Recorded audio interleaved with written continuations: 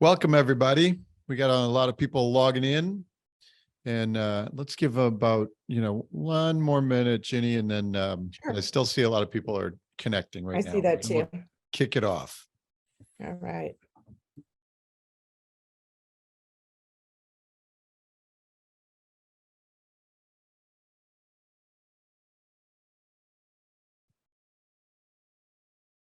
All right, let's do it. Let's do it. Okay. Welcome, everybody. I'm Jenny Kane from Corefact. I'm the VP of Marketing. And thank you for joining us today. And thank you, Mike, for coming on. This is part of our business expert series. So we bring in domain experts, real estate domain experts, where you can get great information that you can use right now. And just a little housekeeping, we have the chat if you want to ask some questions. And we've got Lael from Altos Research as a resource in, hey, everybody, as a resource, and she'll be sharing some things there too. So watch your chat. So with that, I just want to introduce Mike. He's the founder and CEO of the real estate analytics firm, Altos Research, which has provided national and local real estate data to financial institutions, real estate professionals, and investors around the country for 15 years. He founded Altos Research in 2006 to bring data and insight on the U.S. housing market to those who need it most. He is an expert trend spotter and uses Altos data to identify market shifts months before they hit the headlines. I can say he does. Mike's insight on the market have been featured in Forbes, the New York Times, Bloomberg, HousingWire, The Atlantic, and many other national media outlets. He's kind of a big deal. I think we're going to get a lot of good information today, and I highly recommend that you follow Mike on Twitter and YouTube. He does a weekly housing stats on Monday, and I know I certainly go look at them every time they come out because they help us in helping you, our customers, with great data. Okay, with that, I'll turn it over to Mike. All right. Thank you. Hi, everybody. So I'm Mike Simonsen, as she said, and I'm the CEO of Altos Research. For those of you who don't know Altos Research tracks every home for sale in the country every week, and we bubble up the analytics. We track all the pricing and the supply and demand and the changes in that data, and then we make it available to you before you see it in the traditional channels. And right now, with the market changing so quickly, tracking the data every week becomes especially powerful. And as Ginny said, we publish data out every week. And so what I'm going to do today is share a lot of detail, a lot more detail than I can do in our weekly videos. So we're going to dive into some deep detail. And then we are going to also work our way through the data and how to talk to buyers and sellers, to clients about the data right now. Like, everybody is afraid of what's happening. Is the market tanking? Is inventory climbing? What about mortgage rates? All of these questions are heavy on people's minds right now. It's preventing people from taking action. Buyers are sitting on the sidelines. Sellers are sitting on the sidelines. And so what do we need to, how do we talk about the market right now? So big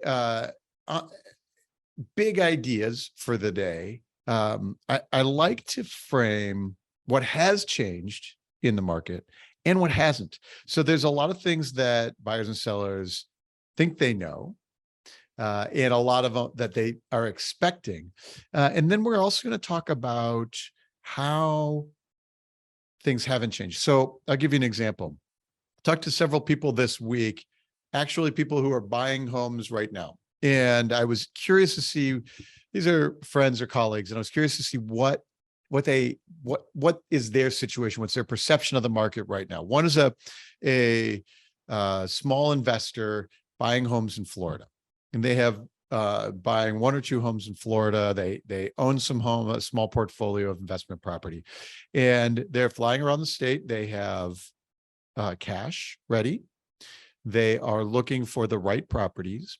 They are expecting the market to tank further, and they have been expecting lots of selection, lots of opportunities suddenly from a year ago when they had no opportunity at all, no selection at all.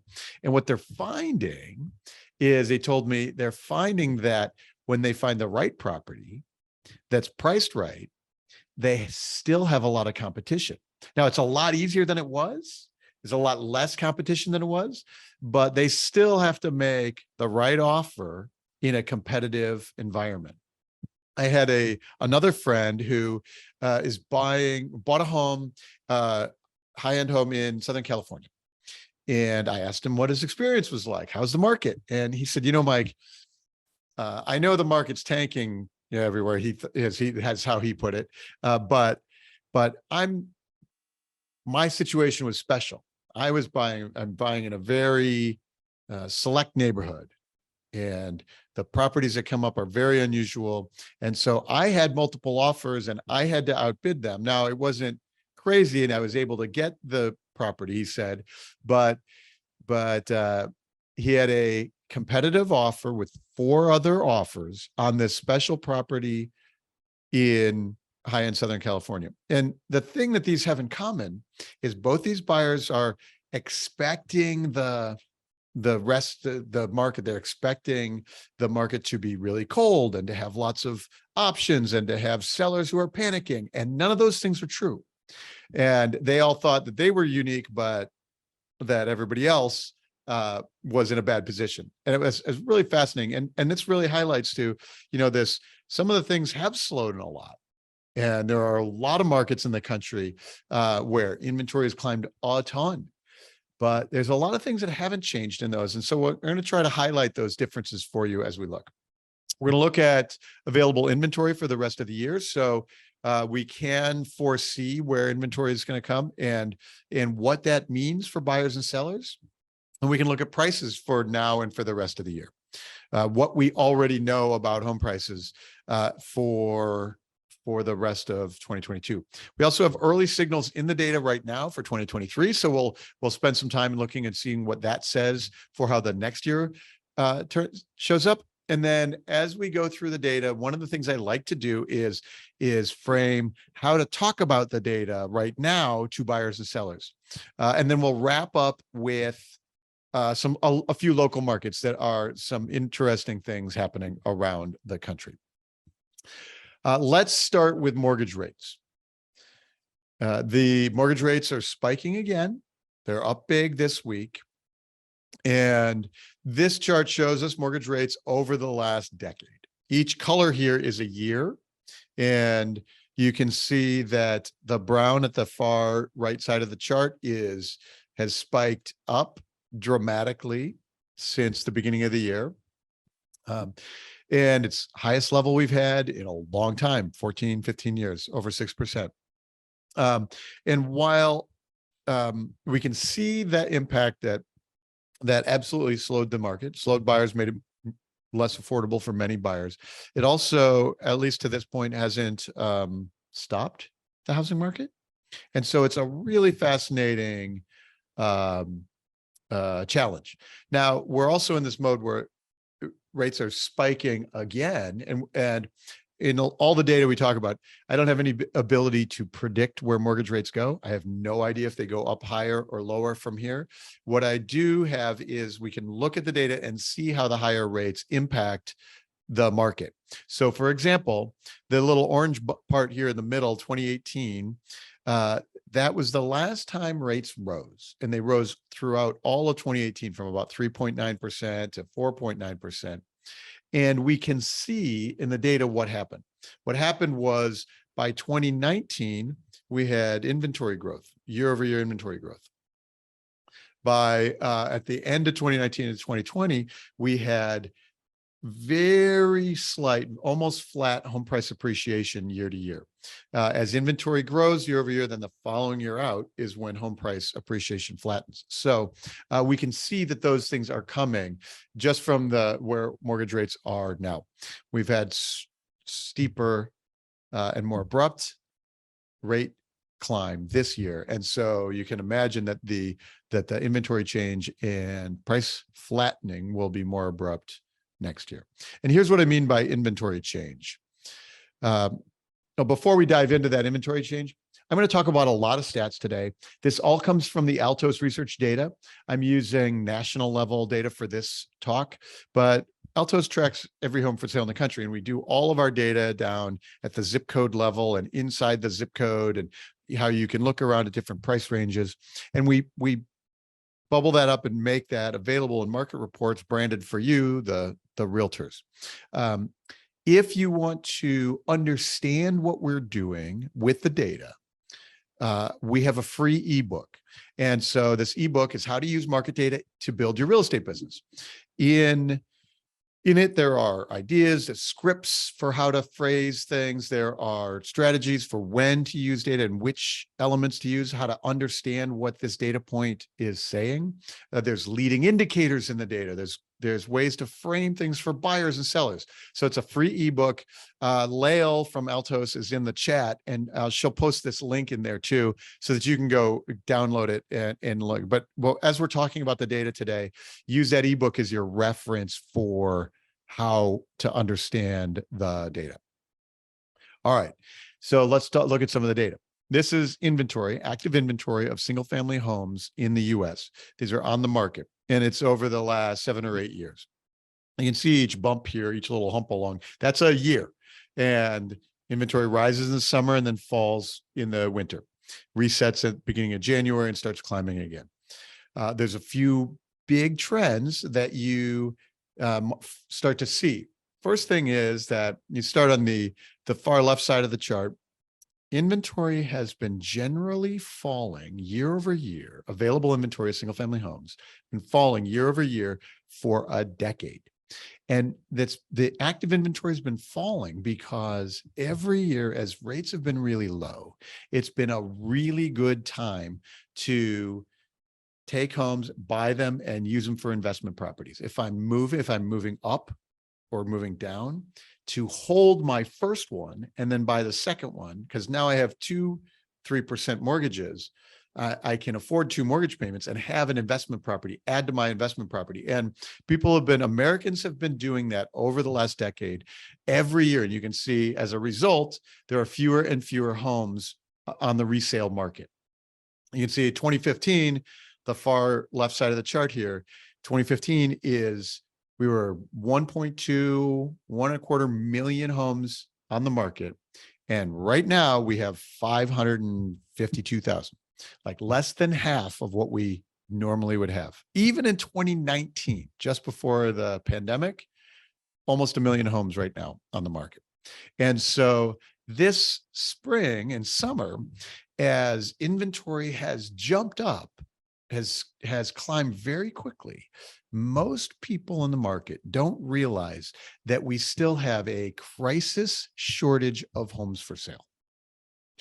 That means buyers who may be on the sidelines right now, who are thinking, I'm going to have a great deal. I'm going to have lots of selection. Those buyers are probably going to be surprised that there are no signs in the data that they're actually going to have a lot of selection. Like we're at 550,000. That's fewer than we had in 2020. Like the pandemic has started. We still have fewer.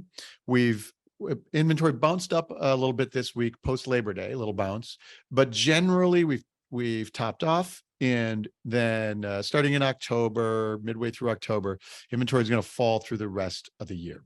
And what this means is that, like, even though rates jumped, even though demand cooled dramatically, we do not have a lot of homes for sale. We have a lot compared to where we were with this crazy record low of only 270,000 or something that we had at the beginning of this year. So we have a lot more than that, but we only have 500,000 homes available in the country. And because it's already topped off, like, we're going to start 2023 in this shortage. And buyers and sellers probably don't realize that. What they realize is that the market shifted. What they don't realize that we're still in kind of a crisis shortage mode. we can forecast what's going to happen with inventory through the end of the year with this approach. This is looking at the weekly change in inventory. So each little bar here is 1 week over the last 7 or 8 years. When the bar is above the line, that's inventory, available inventory grew that week. When it's below the line, inventory shrank that week. Inventory typically grows in the first half of the year and then shrinks in the second half of the year. And so you can see each of those bars below the line is when inventory is shrinking. A couple of things you notice. The dark blue at the far right side of the chart, that's this year. And then the brown is the rest of this year that has yet to come.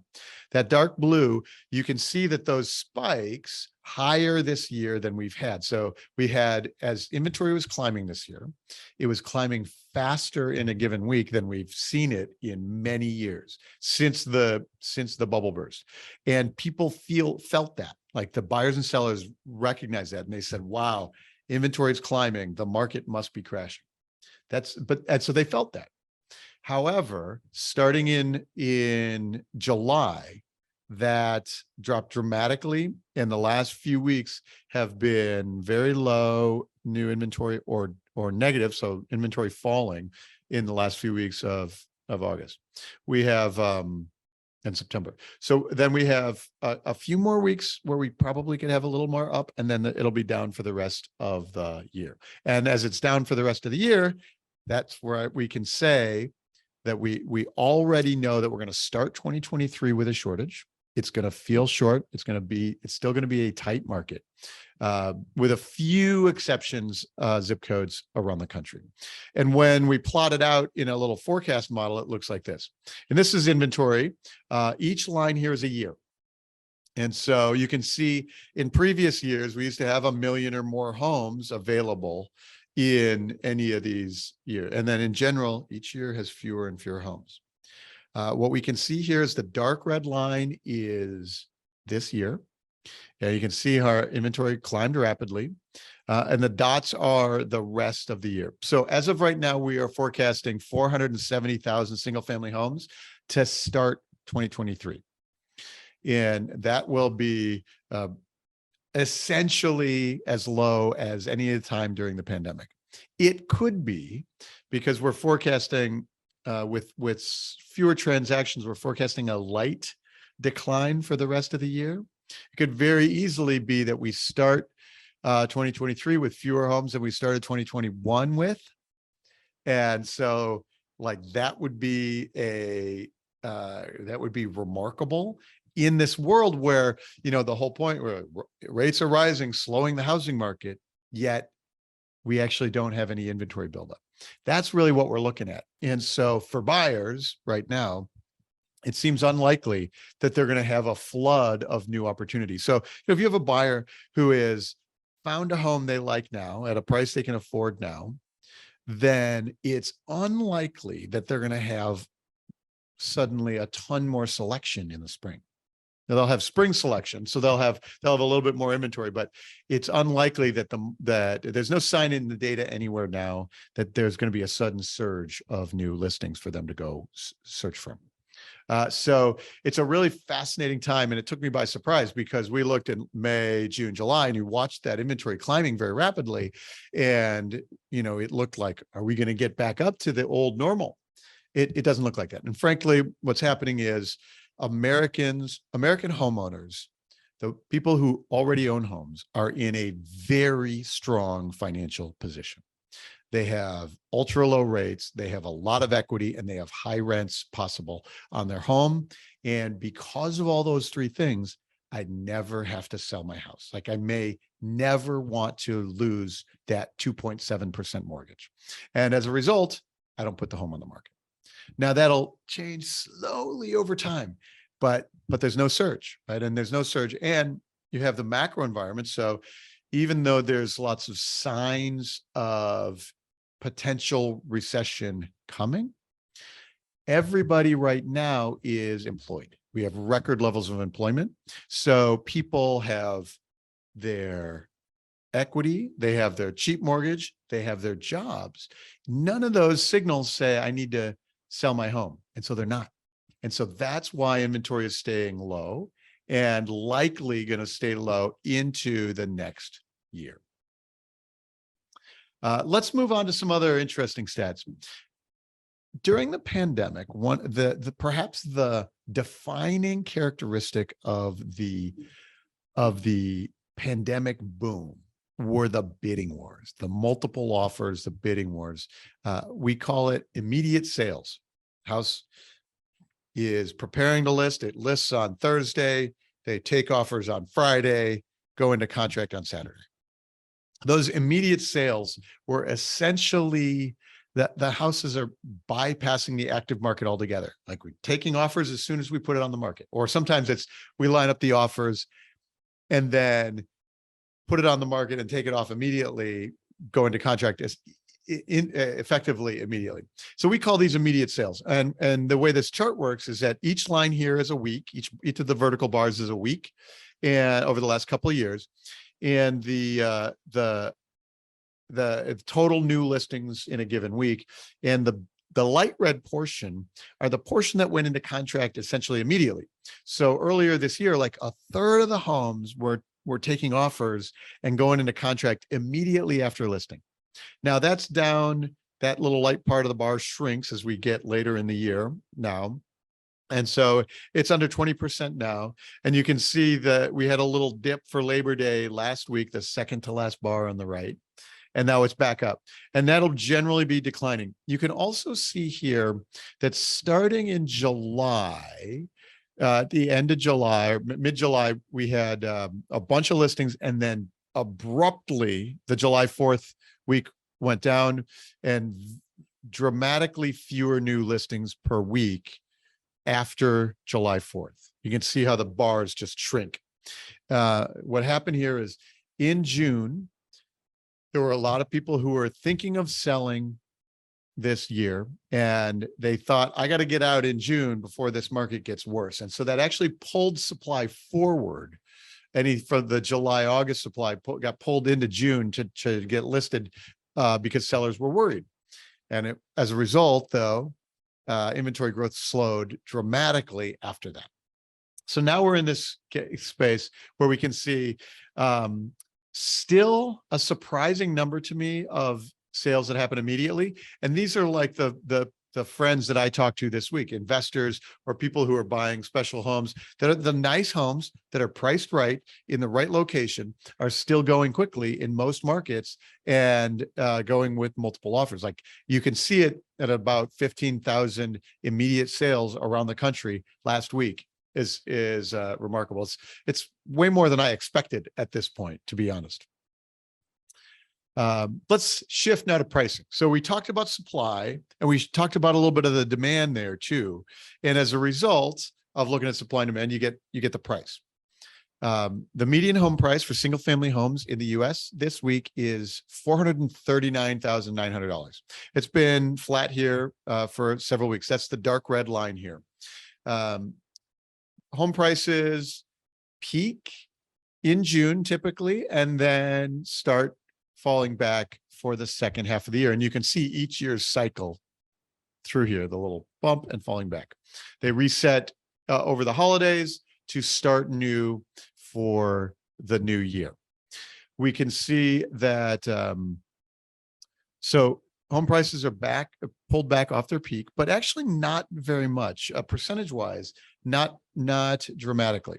So this is because there are the homes that are overpriced have to take price cuts, but the ones that are priced well are moving relatively quickly, and there's no panic selling. So there's no urgent selling that says I must discount. If I can't sell at the price I want, I can withdraw the house because my mortgage is super cheap and I have a ton of equity. There's no rush selling. So prices have been very sticky. And that's a surprising message to a lot of buyers and sellers, that they think that the market has turned dramatically and that they're expecting it to crash. Like, I'm going to wait and see, and because people are going to panic sell. Well, there's no sign of it anywhere in the market yet. The light colored line here is a really neat one. These are the homes, the median price of the new homes, the homes that get listed newly in a given week. So every week the homes come to market, and there's sellers and listing agents who have to price their home. And in aggregate, the economists call this the wisdom of the crowds. The crowds, that the agents and the sellers know exactly where to price the home to make sure it sells. Any given home may be over or underpriced. Some sellers are nuts, or some sellers are trying to move quickly, but in aggregate, they know exactly where to price the home. And so they price it very well. And so what it tells us is the light colored line here leads the dark colored line, the active market, which leads the deals that are getting done, which leads the closed transactions. So the light colored line is several months ahead of the traditional headlines. And what we can see here is that it's pulled back from peak, from a very hot first and second quarter. The light, you can see that the light colored lines jumped up and over the dark one through January, February, March, April this year, and it's pulled back. So seasonal pullback. Each year, the new listings pull back at the beginning of June. And so the message that we have here is that we are in a seasonal pattern. In 2020, there was no seasonal pattern. You can see it didn't pull back. People bought all the way in through November, through the holidays. Buyers were there, and it was a surprise. 2021, similar, like people kept buying through the end of the year. Now we're back to a normal seasonal pattern, but it is not showing us like panicky selling, or we need to lowball everything and drop the prices. And so that tells us that home prices will finish the year at about a 10% home price gain over last year. And you'll be able to see it in the data since the early part of this year. About 10% is what we're looking at, which means we finished 2022 with remarkable equity gains for anybody who bought even in 2021. And it also then shows us that we're set up for 2023, not for great appreciation, but for flatter price appreciation. But there's also no signals in there that prices are tanking. So again, I've said this a few times, but your buyers who think they might be waiting for some kind of great deal, there's no sign in the data that great deal, sudden magic great deal is coming. You have less competition. You can take your time, but if you find the right house at the right price, there's a lot of sign that says you should buy that house. Let's move on to another leading indicator.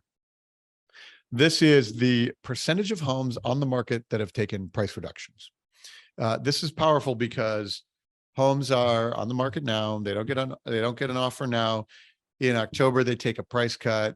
Then they get an offer in November. Then it closes in December or January. And you start typically hearing about that in February or March. But you can see it right now. And if more homes are taking price cuts right now, that is a leading indicator for lower transaction prices in the future. A couple things to note about this. So each line here is a year, and you can see the annual seasonal pattern. Fewer price reductions in the spring. Then as the summer ages, if you haven't sold yet, you cut your price. And then you go to the holidays, you want to get it sold before the holidays. So price reductions peak just before the holidays, and then they fall back down and reset for the following year. The dark line here is this year. And what do you know? We had this remarkable record few price reductions earlier in the year because, we had super tight inventory, crazy high demand, low rates. And so therefore homes went immediately. You didn't stick around. You didn't have to do price reductions. A normal number here is about 30 to 35%. About a third of the homes take a price cut before they sell. Sometimes that's strategic. Sometimes it's accidental. Sometimes it's a crazy seller. Whatever the reason is, about a third. In some markets like Phoenix, for example, 40% is normal. 40% of the homes take a price cut. And in a lot of the real shortage inventory California markets, it might be more like 25% is normal. So when only 15% of homes took a price cut like earlier this year, A third think they're overpriced, and some of those crazy sellers get their offer. And so they don't. So only 15% need to take a price cut. That is really bullish. Now, on the other side, you can see price reductions have climbed all year, and we're at the highest point of the year. 40% of the market, 40.6% of the homes on the market have taken a price cut. And so that's the highest point for the year. It is not particularly scary. Meaning if 45 or 50% of the homes on the market had taken a price cut, that'd be pretty bearish for transactions prices that haven't happened yet, prices in the future. But 40% is on the cool side of normal. It's definitely cooler. And the people who, overpriced in July or June when they hit the market, and thought it, we're looking at the old market, and they overpriced, those are surprised now, and they're doing price cuts. And so what we want to watch here is we can assume that price cuts will climb a little bit through October and then fall as the year resets.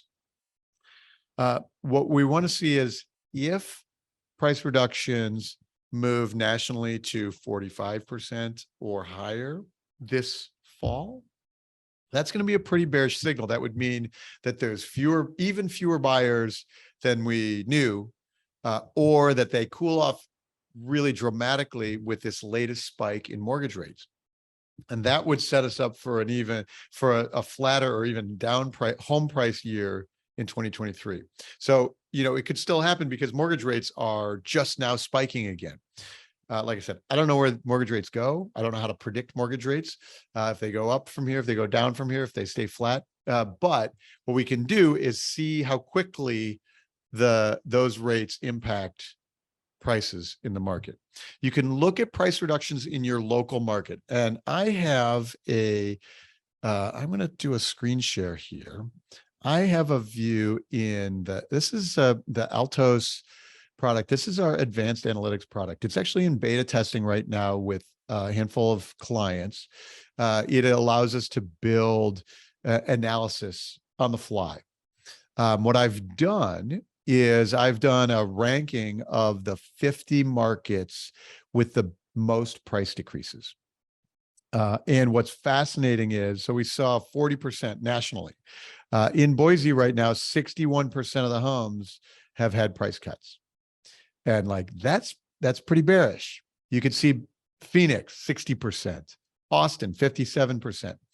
These are all markets. Look at all the Utah markets, Nevada. These are all markets that had really strong inbound immigration from, California during the last few years. And as rates changed, that immigration stopped. And the other thing that stopped was the ability to overbid and do a competitive bidding war. When rates are at 6%, each of those dollars I'm overbidding turn into more dollars into my monthly payment. When rates are 2.7%, bidding an extra $50,000 on a house barely moves my monthly payment. And so those marginal changes are really the ones that are impacted. And so we can see, and Tampa on the East Coast, right, that has our New York immigration path.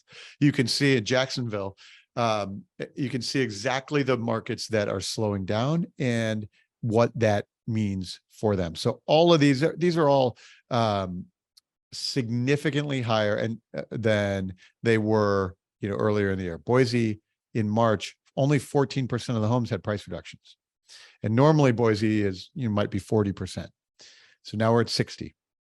You can see those very quickly. And what I'll do is in a few minutes, we'll dive down into a couple of the local markets and we'll look at inventory trends and things at the local markets in the Altos reports.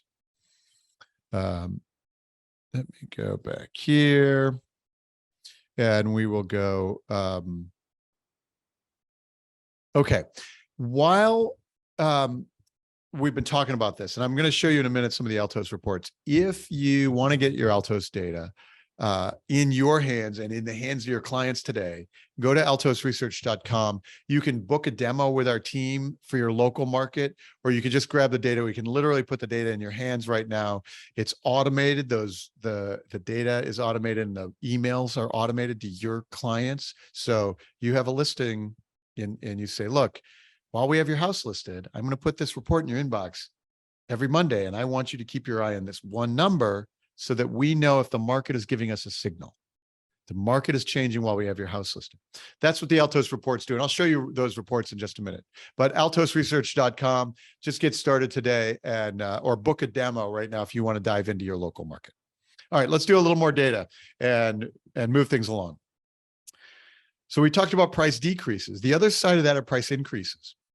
In a lot of markets, like this is where we can measure flips, investors buying a house and putting some money in and bringing it back on the market. So the percentage of homes on the market that have had a price increase recently, like over where they were before, we had during the pandemic, these big spikes, 7-8% of the country was in this mode. And those were frankly super high, feels risky. Those are signals of a housing bubble. That's where fraud starts happening.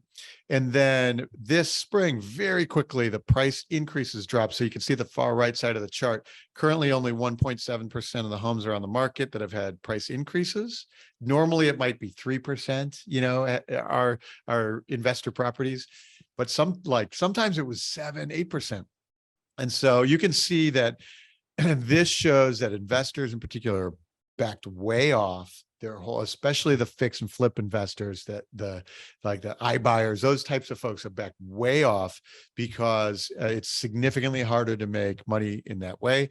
It's also, though, shows me I'm relieved that we weren't staying high in these with all these flips and price increases, because that's a really scary sign for bubbles. And then this shows us the steam coming out of the market, but no longer as risky as it used to be.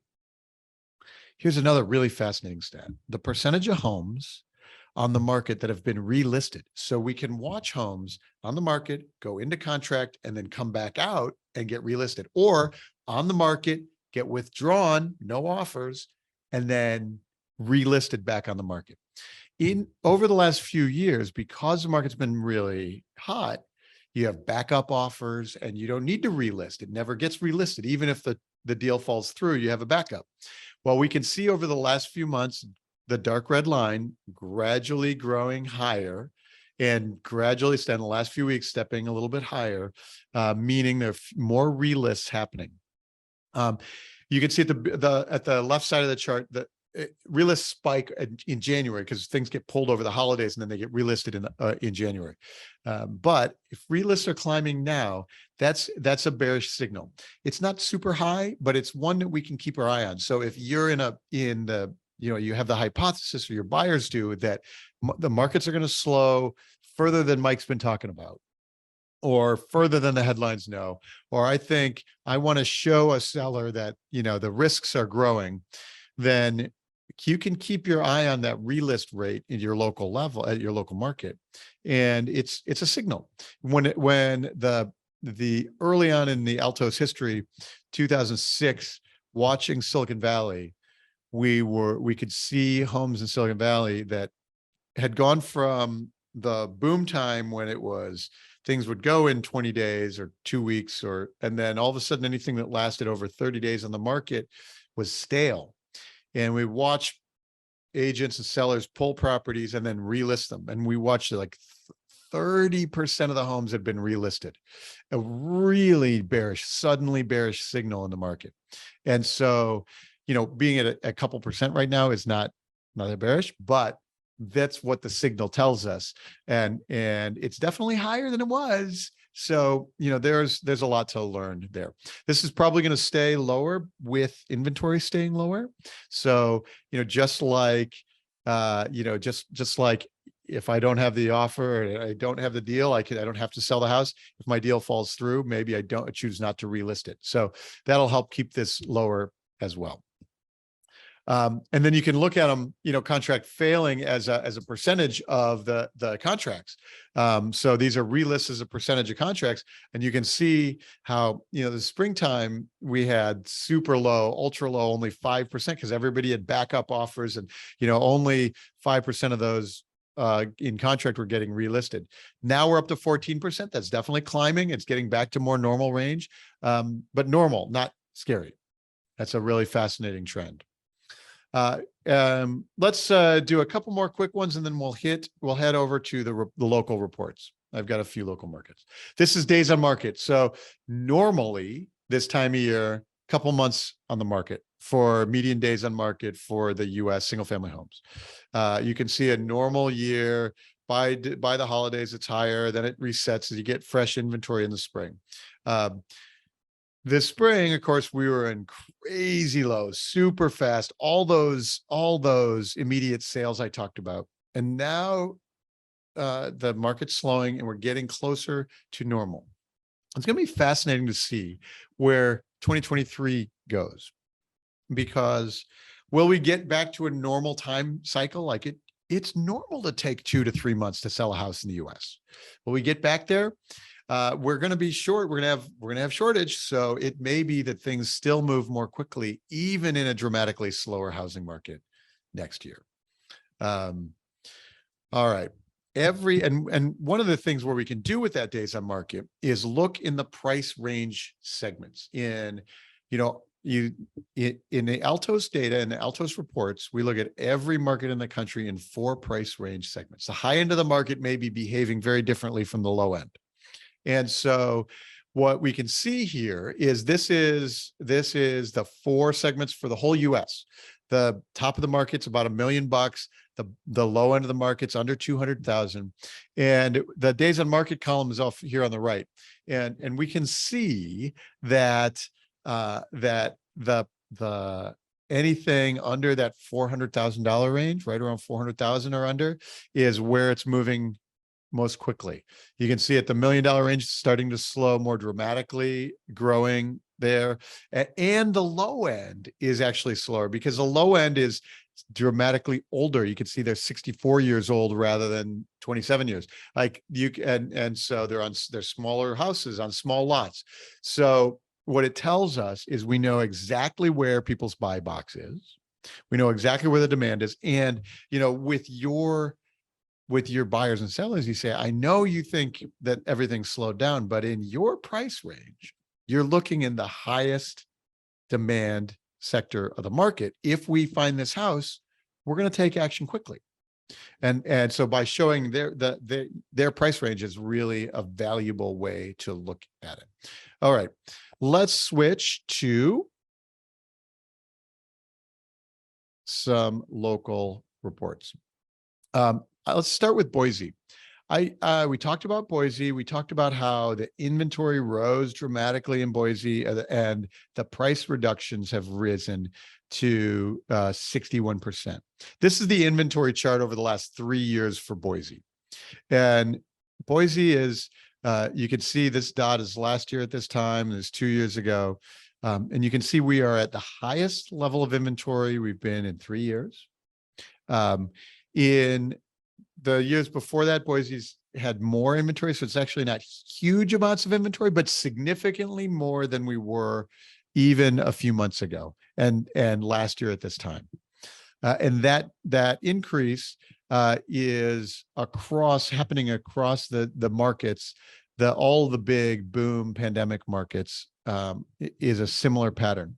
What we do know, though, is you can see that inventory peaked August 12th and is now ticking down. So not necessarily spiking from here. And that's an important signal for buyers and sellers. We can see that we have, you can see in Boise, the under 400,000 here is the low end of Boise, and is moving quickly, just like it is in the rest of the country. You can also see that 147 absorbed this week, going into contract, twice as many as the high end. So you can see exactly where the action is happening in Boise. If we look at Austin, Texas, so this is a zip code in Austin, Texas that somebody was mentioning about inventory climbing. And you can very much see the drastic difference here. We can see that, last few years, 20 homes. This is not very many homes in this part of town. But earlier this year, 2 homes on the market and then up to 60. That's a dramatic change for anybody who's been paying attention to that, buyers and sellers in that market. What they may not notice is that it's peaked and that his inventory is now starting to tick down each week. They may also not notice, here's an interesting thing. The buyers in this part of Austin at the low end, this is the 400,000 range, but also at the high end. So this is still, I'm presuming, a lot of inbound migration, where the stuff in the middle is what's languishing. And it's a really interesting story for this part of Austin. If you're a seller or buyer in Austin, like knowing whether you want to be pricing up here in the 500s or under the 500s, is a big difference in days to sell. Let's look at the East Coast really quick. This is Raleigh. Raleigh is a long-term growth market. And over time, that it's been price increases growing, population growing, new construction happening. This is the inventory curve in Raleigh. And we could see 3 years ago, 5,000 homes down to 600 homes this year, like 80% fewer homes than normal, 90% fewer homes than normal. Now we're back up 3,500. So this feels like a big change for people this year, but really it's not that many homes. And so that's what buyers and sellers need to know right now. We can look at the other things. So price decreases in Raleigh, 44% price decreases. So we know that like the overpriced homes they're not going to get their offers and they're going to have to take a price cut. So we can see the market cooling dramatically there. In the price ranges, here's our under, well, you can really see it here, under 400, but really anything at 500 or under is really where a lot of the demand is happening in Raleigh. On the other hand, you look at some of the places where the migration is coming out from. So these are all, I've been showing all inbound migration, but migration coming out of Illinois or New Jersey. You can see what's happening here is in Illinois, we have inventory is lower than it has been during this point in the pandemic, and dramatically lower than it was anywhere pre-pandemic. Normally 50,000 homes on the market in Illinois. We're only at 16,000 right now. So what's happening here? What that shows us is that the real seller supply is what's fixed. What changed is the dramatic buyer behavior. So the big buyer markets spiked up really quickly. They then slowed really quickly and inventory rose this spring. But in Illinois, never had that huge inbound buyer demand. So Illinois has not had that change. Illinois, in fact, has fewer sellers now because these are sellers who say, well, I've got a cheap mortgage. I've got reasonable rent possibility. I've got my job. Like, I don't need to sell this house. And so they're holding on to those houses. And you can see there's no inventory increase significantly this year. It's pretty remarkable. We can also see that, in Illinois, here's our under $400,000 price point. Like, it's exactly where Americans want to buy. Illinois also has a bunch of these older ones. So these are, 82 years with, that then are taking longer again. So you can see the sweet spot right here in the Illinois homes. And we can see a similar pattern in New Jersey, dramatically fewer homes on the market now than we normally have. This is inventory for New Jersey. This is the state of New Jersey. And we have, and no dramatic increase in inventory this year because those weren't being gobbled up very quickly. So this is like the normal pace of sellers. And here we are. Here's our $400,000 price range. And it's exactly where the demand is, like it is in the rest of the country. So that's a whirlwind tour. You can see both the real strong pandemic boom markets, as well as some of those markets that didn't have that as dramatically strong. We have a lot of data. I showed a lot of data today. So if you need to communicate with buyers and sellers right now, I encourage you to go to altosresearch.com and book a demo with our team. You can look at your local market. We don't have time to dive into all the local markets here, but if you're asking yourself, Mike, can we look at my local market? We can. The answer is yes. Go to Altos, book a demo, look at your local markets, get the data for you, for your clients right now. Also grab that ebook, because that ebook is really valuable. So that's all the time we have for today. I will hand it back to Ginny and we can wrap up. Thanks, Mike. Man, that was great. I love getting those stats. And then at Corefact, we try to take that information and make it into something that agents can put in front of their sellers, potential sellers, make sense of it all. And I just really want to thank you again, and Lael, for being here. And thank you everybody that stayed on until the end. We appreciate you. And if you like this kind of thing, just email me at Ginny, Ginny at Corefact.com, Ginny at Corefact.com. And with that, thanks everybody, and we'll see you next time. Thanks, Mike. Thanks.